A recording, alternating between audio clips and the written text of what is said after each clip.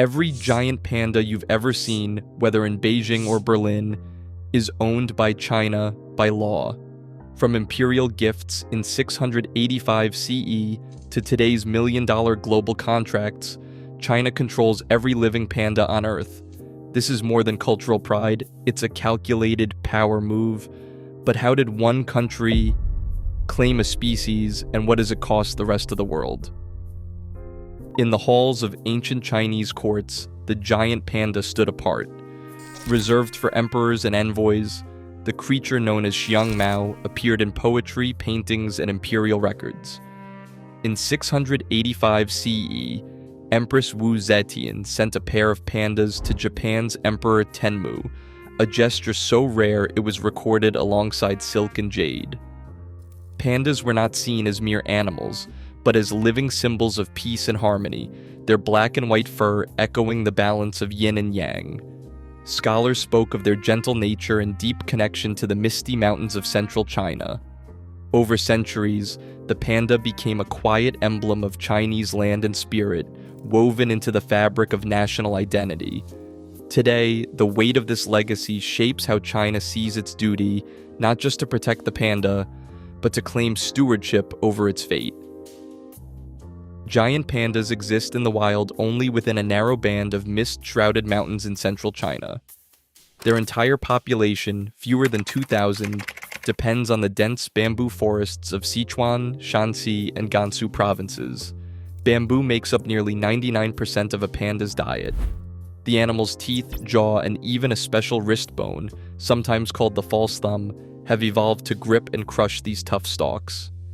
No other country has the right climate or the vast stretches of bamboo needed to support wild pandas.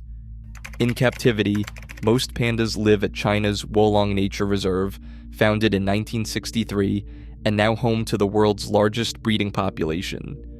With around 400 pandas under human care, Wolong stands at the center of global conservation efforts. The panda's survival is tied not just to a species, but to a landscape found nowhere else on Earth. In 1936, a New York socialite named Ruth Harkness arrived in Chicago with a small black and white cub. She called him Sulin. Crowds poured into the Brookfield Zoo, eager to see the first live giant panda outside China. Newspapers ran headlines about a panda sensation. Hollywood stars lined up for a glimpse. Sulin's short life. He died of pneumonia less than 2 years later. His death sparked a Western obsession that would only grow.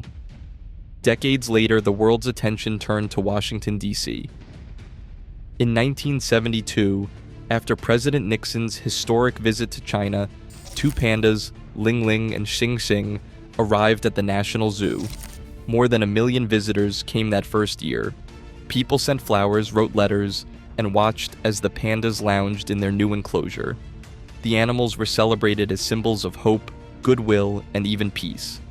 But beneath the fanfare, a new reality was taking shape. These pandas were not simple gifts. Behind the scenes, diplomats and officials were already drafting the rules that would govern every panda exchange to come. As one historian notes, pandas became the softest of diplomatic weapons, living ambassadors, but never truly given away. By the mid-1980s, every panda outside China was subject to a new legal structure. Instead of gifts, zoos entered into 10-year loan agreements with China's conservation authorities. Each contract spells out the terms in detail. First, all pandas, including any cubs born abroad, remain the property of China Wildlife Conservation Association. Second, host zoos pay annual fees, often close to $1 million per pair. These payments are earmarked for panda conservation and research in China. Third, any cub born overseas must be returned to China before its 4th birthday. If a loan expires or a panda dies, the animal, or even its remains, must be sent back. These rules are enforced under both Chinese law and international treaties like CITES, which bans commercial trade in endangered species. As a result, even pandas born in Washington, Tokyo, or Berlin are, in the eyes of the law, Chinese citizens. Every contract carries the same bold declaration, legally owned by China. Taishan was born at the Smithsonian's National Zoo in 2005, the first panda cub to survive in Washington, D.C. For keepers, he was more than a contract clause. He was a daily companion, a face they knew by heart. But the agreement was clear. Taishan belonged to China, and by his 4th birthday, he had to return. In early 2010, after months of preparation, keepers guided Taishan into a custom-built crate lined with bamboo. A veterinarian checked his health one last time. The journey to China began with a quiet farewell, each step dictated by the legal bond that stretches from Washington to Sichuan. After the 2008 earthquake shattered Wolong's breeding center, panda scientists faced a daunting task. They had to rebuild not just enclosures, but the future of the species. Lease fees from zoos around the world poured into recovery efforts, funding new habitats and research. More than half of every international payment is set aside for conservation. Yet some analysts question whether this financial power also buys China influence abroad. For every panda born or returned, the balance between ecological stewardship and global strategy plays out quietly, one contract at a time.